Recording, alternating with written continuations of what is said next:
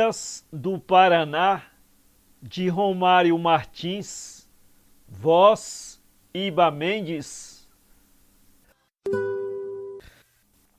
Naipi e Tarobá. A tribo de Meboi, o grão Pandere, pai de Naipi, ocupava as proximidades do Goicovó. Aí se erguiu o In de Meboi e o Topé de Peruda. Naipi ia ser consagrada a esse terrível deus Tapuia, que protegia as donzelas contra os amores falsos. Toda era alegria e festas a aldeia do formidando guerreiro Caingangue, cujas urugurus eram temidas nas duas bandas do rio famigerado que os guaranis chamavam Iguaçu.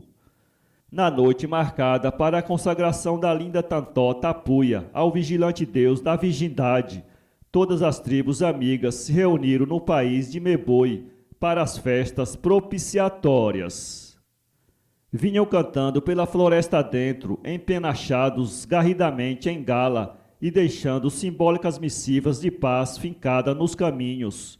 Jorravam licores nas taças dos caingás, estalavam fuogres em pinhachós crepitantes, ébrios alaridos de festim, bailavam no ar ondas sonoras, e Xuxá, uma Xuxá ruro-ruro, fazia cintilar a cocrure penduradas nas barbas de pau fuenques espectrais.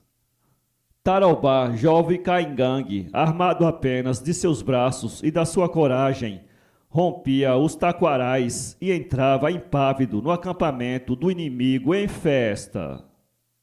Da sombra da macega espreitava a donzela engrandecida na plena luz de Pinfé de Meboi e na sua ardente paixão de bárbaro.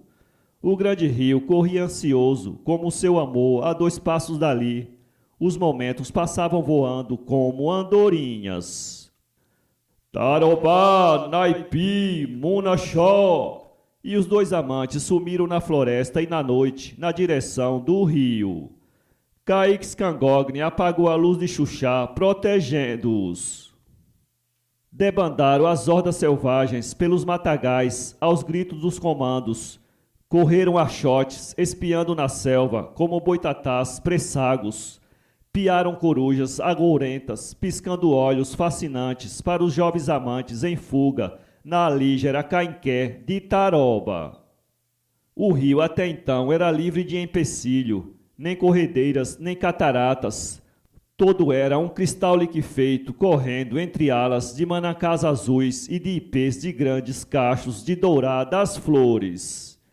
A indiada ia dando cerco aos fugitivos, abrindo veredas às margens do largo estuário tranquilo, como varas de antas e catitus espantados. Mas a cainqué nupcial ia sempre adiante dos seus perseguidores, voando no fio de prata do luar parado. Só M-Boi ficara no topé da serpente, ébrio de vinho em vingança. Abrira uma cova com as próprias garras rancorosas, e nela se enterrava em pé até ao pescoço.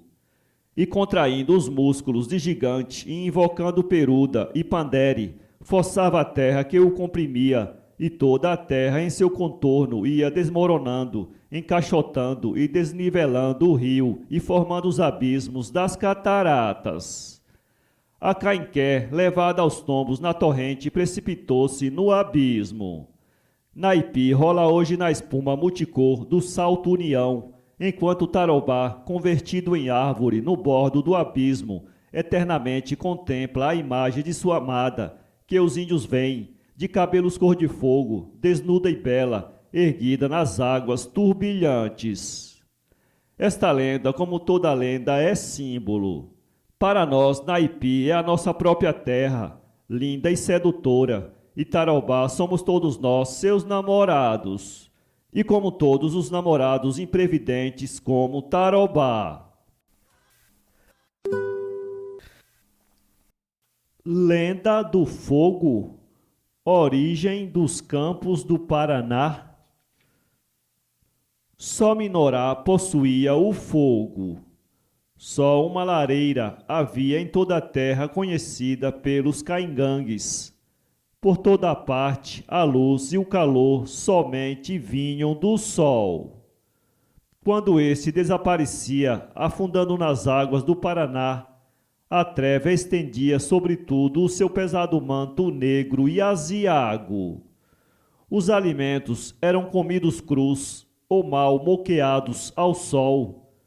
Contra o frio não havia o recurso do precioso elemento, somente possuído por Minarã. Mas esse índio, de raça estranha, egoisticamente guardava para si e para os seus o segredo do fogo.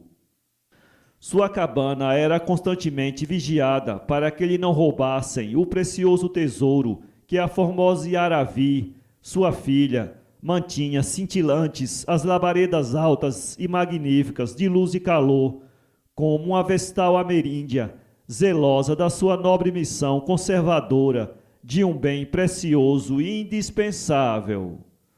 Os caingangues, porém, não desistiam de também possuírem um fogo.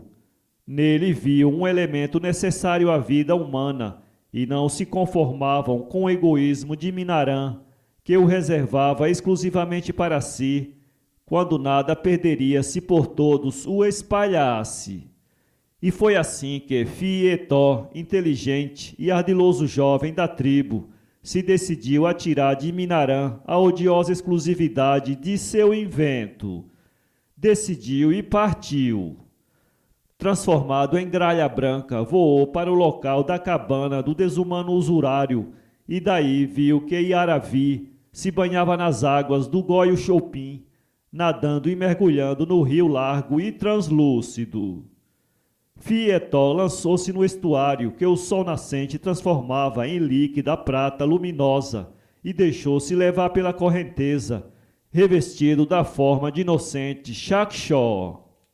Yaravi procedeu como Fietó esperava, recebeu a gralha, levou-a para sua cabana e pousou-a junto à lareira, onde as brasas acendiam fulgores deslumbrantes. Assim que enxugaram as penas, a suposta Xaxó abicou uma brasa e fugiu. Minarã seguiu-lhe ao encalço, armado de um cacete. Xaxó voou para uma toca de pedras, onde se ocultou. Minarã chuçou a toca até que o cacete se tingiu de sangue. Supondo que a matara, regressou contente à sua cabana. Fora, porém, um novo ardil de Fietó, que esmurrava propositadamente o nariz e manchara de sangue o chuço de seu perseguidor. A suposta ave pôde assim sair do seu esconderijo e voar, pousando no pinheiro. Aí recompôs a brasa quase extinta e com ela incendiou um ramo de sapé, levando-o preso ao bico. Mas o ramo muito pesado e ainda assim o vento o incendiava cada vez mais. Fietó deixou-se cair com ele num campo, arrastou-o e incendiou o campo. O incêndio se propagou aos matos próximos e depois às florestas distantes. Veio a noite e tudo continuou claro como o dia. Veio o dia seguinte e ninguém o percebeu. Dias seguidos foram assim. Extensas regiões de florestas se transformavam em campos, como os de Palmas, de Guarapuava e parte dos Campos Gerais. De todas as partes afluíram índios, atraídos por aquele espetáculo jamais visto, e todos de regresso levaram brasas e tições, e com eles fizeram as fogueiras, que desde então conservam dia e noite acesas. Todos os bens provêm de Deus, e tudo quanto dele provém pertence a todos. Fietó, espalhando por toda a gente o fogo que só Minarã possuía, foi um percurso social. Criou os lares, base da vida doméstica, e castigou o egoísmo e a usura que a civilização até hoje não conseguiu extinguir. Amor Caiguá. Antes de sua imigração para o Vale do Ivaí, nas proximidades da Serra dos Dourados, viviam os pacíficos caiguás ao ocidente do rio Paraná, onde eram de contínuo molestados pelos indomáveis guaicurus, habitantes das duas margens do rio Imbotetiú, afluente do Paraguai. Perturbados assim na sua vida sedentária e laboriosa de agricultores e tecelões, os caigás resolveram mudar-se do sítio onde eram constantemente inquietados pelos seus vizinhos, mandando para isso investigar a margem oriental do rio Paraná, pouco acima da foz do Ivaí, e ao longo deste, descobrir os campos de Jacareí, próximo da Serra dos Dourados, propício às suas efetivas moradias. Aí mandaram fazer grandes roças de milho, feijão, cana-de-açúcar, abóbora e algodão, preparatórias da mudança dos seus lares. 4 luas após a plantação dessas roças, Papaí, o grande cacique Caiguá, mandou levantar o acampamento e iniciar a marcha. De todos os ângulos da terra conquistada pelos seus antepassados e abandonada então, ressoaram roucas e tristes as buzinas avisadoras. A primeira leva de emigrados atravessou o rio Paraná e prosseguiu a marcha, subindo o Ivaí em direção às roças de Jacareí, enquanto Papaí providenciava a travessia do rio Mar pelo grosso da coluna. Ainda se achava, porém, o chefe Caiguá ao ocidente do estuário, por falta de canoas para sua gente, quando teve notícia de que os primeiros enviados haviam sido inopinadamente atacados e dizimados por gente bravia, que falava uma língua para eles estranha e que assaltava e dominava as roças. Ativando a passagem do grande rio, feita até em casca de Jaracatiá, Papaí e seus guerreiros em breve se acharam no local do morticínio. Enterraram os cadáveres, recolheram do campo da luta 50 cacetes ensanguentados que serviriam vindita e romperam pela madrugada ao encontro dos matadores. Próximo às roças, um índio caigangue tecia um balaio à porta de uma cabana. Era Chaque Xondere, filho do cacique inimigo. Ao vê-lo, destacou-se Papaí dos guerreiros, aproximou-se do seu rival e, erguendo-lhe sobre a cabeça formidável o Irapém, desfechou-lhe um golpe que o estendeu desfalecido. Deram então apertado sítio à roça, onde os caingangues devastavam o restante das culturas, assando abóboras em extensos braseiros, e a todos mataram com os próprios cacetes, ainda tintos de sangue generoso dos caiguás. Um apenas apanharam vivo e soltaram, para que fosse dizer à sua gente que a roça fora retomada e que os guerreiros de Papaí a desafiavam para a nova luta. Dias se passaram sem que os caingangues aparecessem, e durante esse tempo os caiguás ergueram suas cabanas no local da vindita. Mas certa vez ouviu-se, partindo de um ribeiro próximo, o grito desesperado de Jacitim, a linda esposa de Papaí, que o inimigo raptava. Jacitim, Lua Branca, era o ídolo da tribo. Fora roubada em pequenina aos castelhanos do Paraguai, criadas pelos caiguás, e se casara com o cacique. Sua beleza era o encanto da tribo inteira, sua bondade e sua graça o maior orgulho da comunidade. Todos se precipitaram para a salvar. O choque das duas tribos foi tremendo. As setas voaram de todos os lados. A Oirapém, brandinda com ódio, abria feridas de morte. Mas enquanto rugiam os adversários e no campo do pleito se estorciam os agonizantes, os raptores conduziam Lua Branca ao todo do Coí, o chefe supremo dos caingangues. Papaí, com seus árdegos guerreiros, lhes correu ao encalço pela selva adentro. Dias inteiros investigou os passos dos arroios, os capões, as serras, a mata espessa. Noites infindáveis, alerta, prescrutou o som pressagos que partiam do lulo do vento nas alterosas ramadas da floresta ou do cair das águas nas corredeiras, nele supondo ouvir os apelos de Lua Branca. Mas um dia o cacique despediu seus guerreiros, dizendo que ficaria só com a sua grande mágoa, ou regressaria com Jactim, ou morreria onde ela estivesse. E ficou no foz do Ivaí como a estátua de um leão vencido, mas arrogante, estimulado no seu intento pelas próprias feridas que sangravam. Por trás dele se erguia luminosa a aresta mais alta da Serra dos Dourados. Em linha oblíqua para o norte, avistava-se o outeiro, em cuja base superior o Invenhema desemboca, escochoante nas águas oceanas do Paraná. Embaixo surgiam das névoas da manhã o barranco do Itacoatiá e a foz do Maracaí. Nunca mais os caigás o avistaram. Certo dia, porém, perdidos numa caçada, alguns índios do Culuminguaçu viram uma espiral de fumo que saía da mata e se confundia com o azul do céu.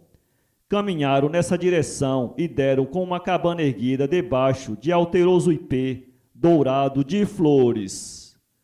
Era a cabana de Chakchondere, caigangue caçador que, embora inimigo, os acolheu com hospitalidade.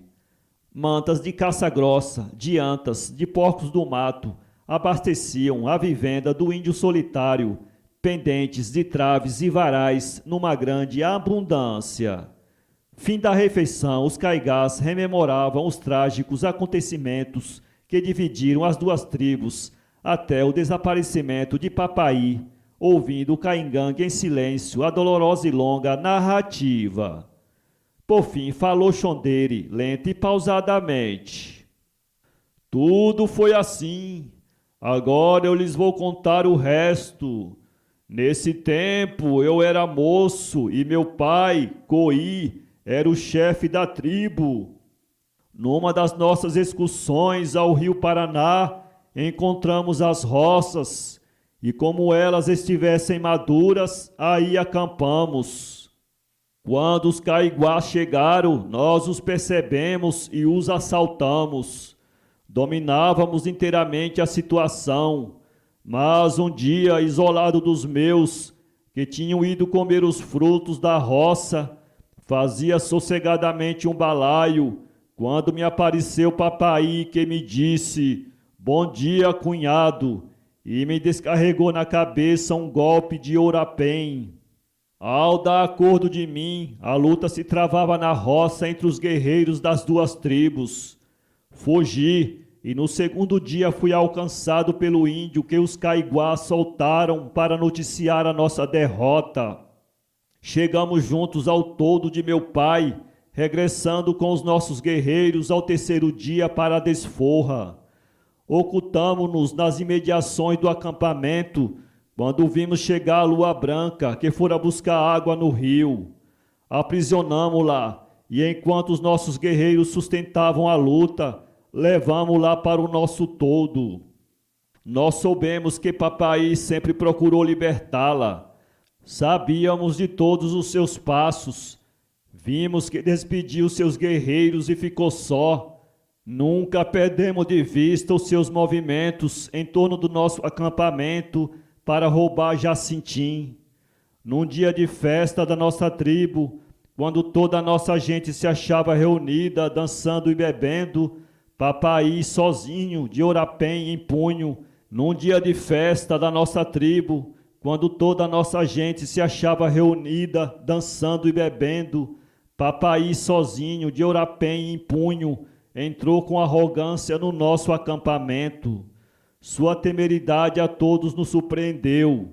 Paramos de dançar enquanto ele caminhou em direção de Lua Branca e, jogando fora o ourapém, sentou-se junto dela.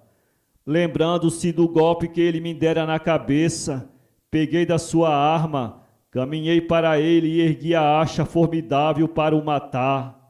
Papaí cruzou os braços e olhou-me com tal expressão de desprezo que deixei cair o ourapém, sem ânimo para desferir o golpe.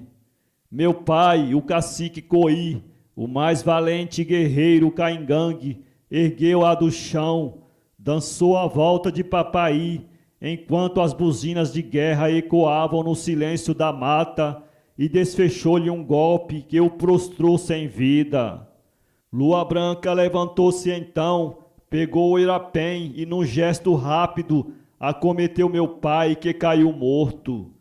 Um dos nossos guerreiros flechou-a no coração. As buzinas silenciaram. A tribo inteira emudeceu e estatalou de assombro. E Shakshondere terminou lentamente a narrativa. Enterramos os três na mesma cova. O violino de Simão Maceta. Entre os missionários que primeiro vieram ter as terras que Guaíra defendera dos espanhóis, com seus exércitos de indômitos guerreiros livres, figurava o jovem jesuíta genovês Simão Maceta. No luminoso dia de 1609, aportou na foz de Pirapó, vindo do Paraguai, então sede da grandiosa missão da Companhia de Jesus no Novo Mundo, e permaneceu 22 anos no sertão paranaense, catequizando e defendendo o gentio. Antes, porém, a penetração espanhola em Guaíra já se havia assinalado com a fundação de Oliveiros, Ciudad Real, Vila Rica e Santa Maria, e com as odiosas encomiendas escravagistas do índio cioso, por índole e por tradição, da liberdade que é o maior bem da vida. Perseguidas as tribos, devassados os seus redutos, quebrada a resistência dos 100.000 arcos que defensaram sob o impávido comando do Guairacá, foi então que das águas turbilhonantes do Paranapanema começaram a chegar outros intrépidos guerreiros, mais bravos que os temíveis soldados de Castela, armados de armas invencíveis, os guerreiros da paz brandindo a cruz. Além daquela que em todo o orbe sempre venceu e vencerá, era o violino, um mágico instrumento cujos sons erguiam as vontades para o alto, para a luz, para o azul infinito, tranquilizando as almas errantes no sertão pressago.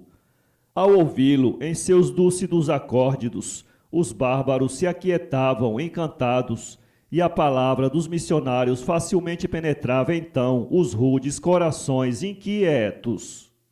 Sob a providencial influência dessa cruzada da paz dos guerreiros de Cristo, foi que nasceu Guaíra, nas selvas e nos campos, nos vales e nos divisores das grandes águas do Paranapanema, do Curumbataí, do Paraná, do Tibagi, do Piquiri e do Ivaí. E 13 povos prósperos se ergueram nessa imensa região prodigiosas de recursos, sob a égide da cruz do Salvador. Floresceram, frutificaram e desapareceram, como todos os destinos. Mas quem tiver ouvidos para ouvir, ouvirá certamente, ainda distante embora, os acordes do violino de Simão Maceta, congregando de novo as almas para a renascença da civilização do Ocidente, na região maravilhosa que primeiro assistiu, em terras do Paraná, à vitória do Cristo. O primeiro milagre de Nossa Senhora da Luz dos Pinhais.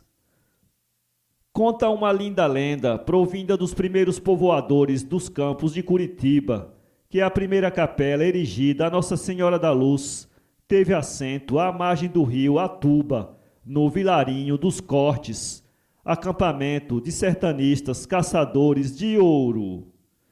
Com o andar do tempo, notaram os vilarengos de Atuba que a efígie de Nossa Senhora, entronizada na sua tosca capelinha de sapé por aqueles rudes penetradores do sertão, tinha o olhar voltado para os campos que daquele sítio decorriam para o poente, aos quais os tupis chamavam Curitiba. Essa região, porém, era então dominada pelo caingangues, índios ciosos dos frutos, de que se alimentavam, dos bosques de pinheiro, que faziam a terra pitoresca e farta. Mas Nossa Senhora insistia em mirá-la. Todas as manhãs aparecia com os olhos luminosos voltados para ela. E tal foi a insistência que os destemerosos sertanejos de Atuba resolveram sondar a possibilidade da conquista do sítio indicado pela sua inspiradora padroeira. Com seus aprestos de armas acrescidos de numerosos arcos de guerreiros tupis, desceram os atubanos a coxilha do bairro Alto, penetraram os pinheirais do Aú, do Bacaxeri e do Juvevê e surgiram na esplanada dominada pelos longos toldos dos bárbaros caingangues, prontos para esperar da peleja. Nossa Senhora no alto do Atuba sorriu. Em vez da luta prevista como certa, o que ocorreu foi a acolhida generosa e cordial. Do chefe índio para o chefe branco não partiu a flecha da hostilidade, mas o aceno da paz neste chamado acolhedor. Ah, Cantim! E a cordialidade os recebeu com as suas manifestações de expansão primitiva. Os arcos caingangues foram lançados ao chão em sinal de paz. A rumbiar da Congonha, símbolo da hospitalidade, foi oferecida ao chefe dos caingangues e rodou depois por todo o círculo de guerreiros brancos. A Virgem, na sua capela de palha, ainda uma vez sorriu.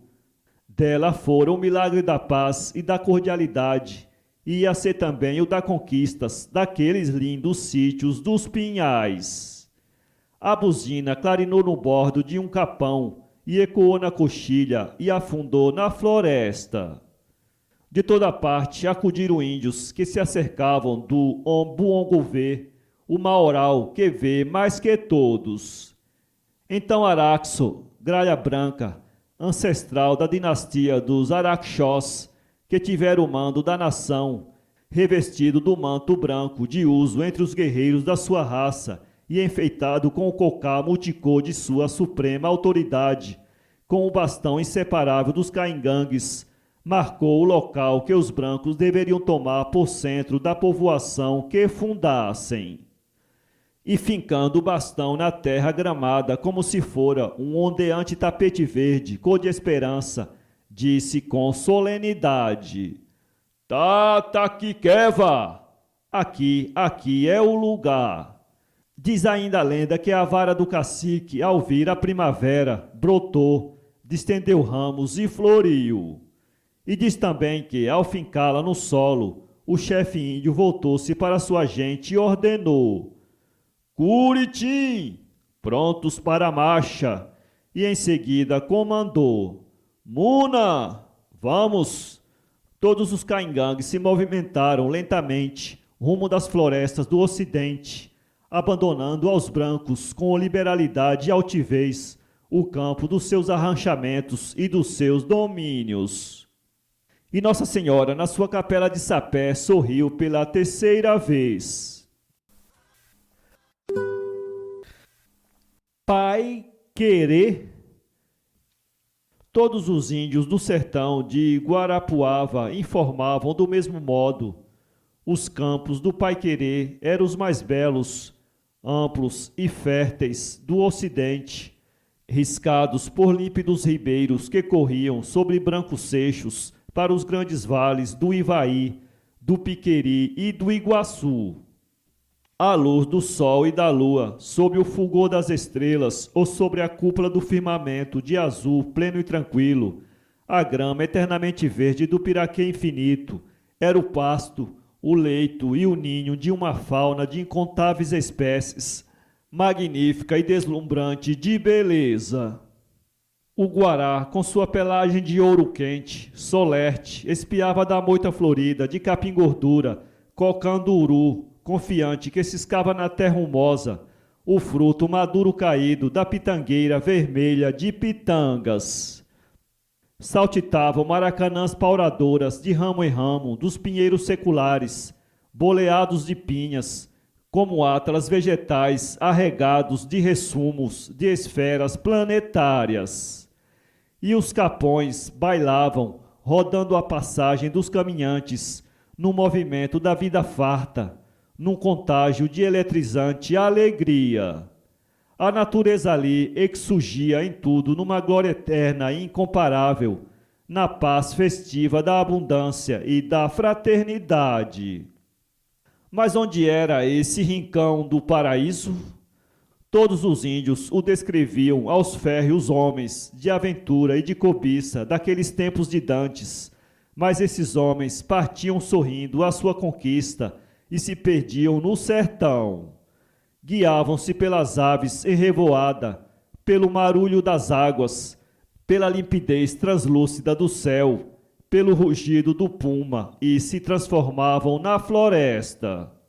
Caminhavam pisando urzes, sem senti-las, dentro de um sonho, alimentados de desejos e de esperança, e aniquilados por fim, estatalavam diante da realidade vencedora da selva e da montanha. Onde era então o Pai-Querer?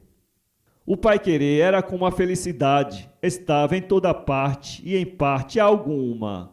Sem cobiça, via-o o índio, estendido e luminoso, farto de frutos, nas terras altas, perto do céu, junto das águas mansas da terra amiga e acolhedora.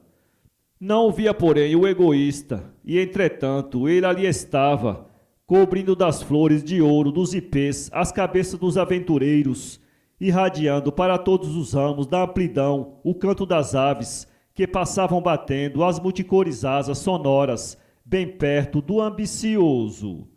Quantas vezes também nós andamos na alucinação dos desejos, por toda parte procurando, sem nunca encontrar uma visão sedutora como o Pai-Querer. Para ler esse livro, acesse